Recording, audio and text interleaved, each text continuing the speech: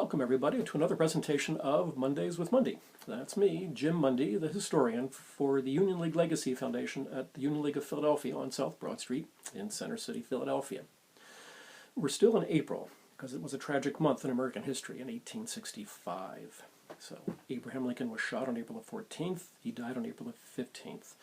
There would be a large funeral in Washington, D.C., beginning on April the 18th, where the body lay in state in the East Room in the White House. The body was transferred to the Capitol Rotunda building on April the 19th, public viewing on April the 20th. On April the 21st, a 9-car funeral train would take Lincoln's body from Washington, D.C. to Springfield, Illinois, where he would be buried. Now, the train would pass through Philadelphia. Actually, the train would repeat and reverse his route from Springfield to Washington, D.C. for his inauguration. And that train trip took place in February of 1861. And on February the 22nd, Lincoln stopped in Philadelphia and spoke at Independence Hall in the Assembly Room, because it was there that his body would lay in state when the body arrived on April the 22nd of 1865. So the train left Washington, D.C. at 8 o'clock in the morning on Friday, April the 21st, a week after he had died. And it would stop in Baltimore, and then Harrisburg, and from Harrisburg to Philadelphia. And in Harrisburg, the Pennsylvania Railroad would be responsible for getting the train from west to east. And in the archival collection at the Union League, we happen to have the train schedule that was published by the Pennsylvania Railroad, showing all the stops along the line between Harrisburg and Philadelphia. And that's what we have right here. I hope you can see that clearly enough. And many of the places are the same today that they were back then.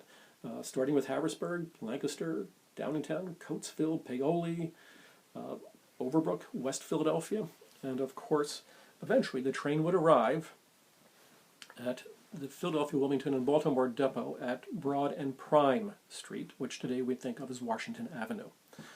So it's Saturday, April the 22nd at 4:50 p.m. when the train pulls into the station.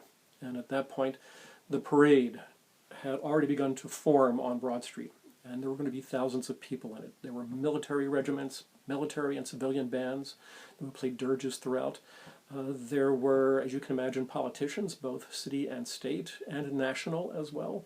Governors from Ohio, Pennsylvania, Indiana, Illinois, Iowa were in the procession as well. There were fraternal organizations, ethnic organizations, religious organizations, all members from the different union leagues throughout the city of Philadelphia were in the procession as well.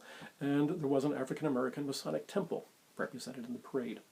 So the parade left Broad and Washington at approximately 6 p.m. at night, and it traveled north. And this is a photograph of the funeral car itself. I hope you can see that all right. Okay. It was made by Edward Early and Company, which was located at 10th and Green Streets.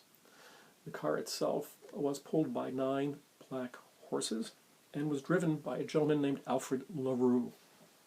And this is the parade as it was leaving Broad and Washington. That photograph was taken roughly at Broad and Carpenter Streets. Carpenter is the first major street north of Washington Avenue. And you can see Alfred LaRue in the driver's seat, and in his hands you can see reins. And it just so happens that in 1917, when the League was dedicating a Lincoln Memorial Room, Alfred LaRue gave the League reins to the team of horses that pulled Lincoln's funeral car through the streets of Philadelphia on April the 22nd of 1865. Pretty neat stuff to have. So the procession went north. It would then turn left or west onto Walnut Street. It would proceed down to 21st, where it would turn right and go north up to Arch Street. At Arch, it would turn right and go east all the way to 3rd. So we're talking practically river to river. South on 3rd to Walnut Street, where it would turn right, and it would end its procession at the gate, the south gate, of Independence Park on Walnut between 5th and 6th Streets. All right. Now, as you can imagine, there were hundreds of thousands of people lining the parade route in its procession through the streets of Philadelphia. And that was one of the reasons the parade route was so long, is to accommodate what would be the thousands of people who would see the parade itself. Now, at Independence Hall, members of the Union League were given the distinct honor of receiving the body of the president. So if you can imagine, there was the gate on Walnut Street, then there is the South Tower to Independence Hall, and the path between the two was lined with hundreds of Union League members who were wearing black suits, white gloves, and in their lapels they had these little funeral ribbons. You can see it's a red, white, and blue badge with a U and L on it. There is a piece of black crepe in the middle and a silver star between that. And these were in their lapels. And we're very fortunate to have a few of these in our collection as well. Now, and Independence Park on the south side was illuminated with red, white, and blue calcium lights, and it must have been dazzling to see, and very somber at the same time, because in the South Tower in the Belfry was another band playing more funeral dirges as the body processed into Independence Hall itself. The coffin would lay in the assembly room on the east side of Independence Hall, and it was in that room on February 22nd of 1861 where Lincoln gave a speech, and it was there that his body would lie. Now, the body would lie facing on a north and south axis, with his feet facing north and his head at the south end. And at the south end, they placed the Statue of Liberty. All right. Between 10 p.m. and midnight, there was a private viewing for what we would call VIPs. It lasted for the 2 hours, and it was by special invitation. The VIPs would walk in through the South Tower, they would turn right into Assembly Hall, and then they would exit through the windows on the south side of the Assembly Room, on special stairs that were made for that purpose. The next morning, at 6 a.m., the building and the room were opened for the public to view Lincoln's body. Now, so the line stretched along Chestnut Street, literally from river to river, over 3 miles long. The public would enter through special stairs on the north side of the assembly room, through the windows that were removed, up the stairs, through the windows, downstairs, and they would pass the coffin on both the right and the left sides, and they would exit through the south windows into Independence Park. And that would go on all day until approximately 1:20 a.m. in the morning. All right? And in that time, it was estimated that approximately 130,000 people walked past Lincoln's body. Now, at 1:20, the windows were closed.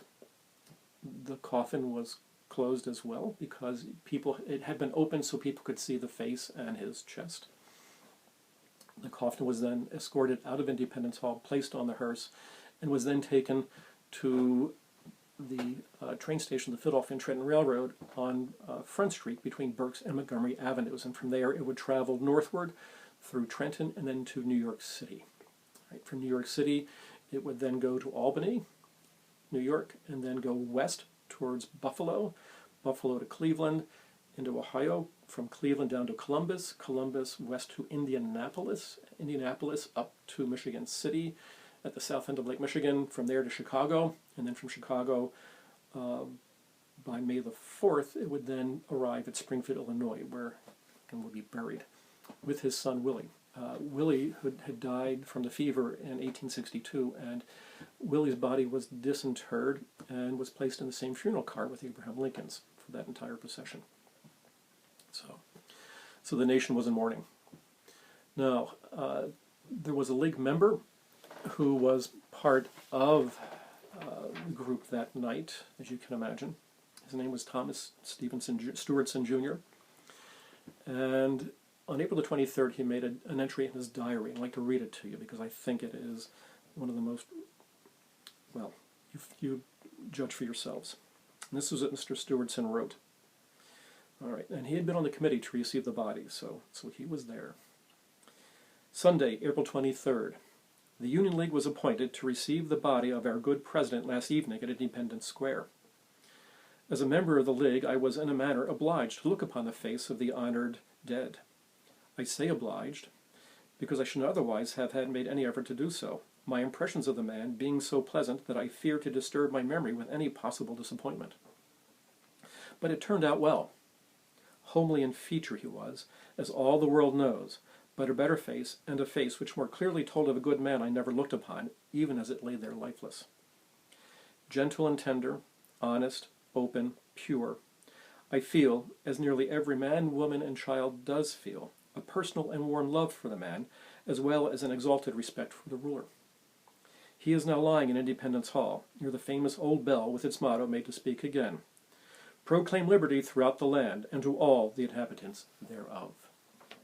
So, ladies and gentlemen, and everyone else, that is the story of Abraham Lincoln's funeral procession in Philadelphia, and the time that he spent here for the last time in Philadelphia itself. I hope you enjoyed it. Please stay well, and we will see you again next week. Thank you for joining us, and thank you through the efforts of the Union League Legacy Foundation. Bye now.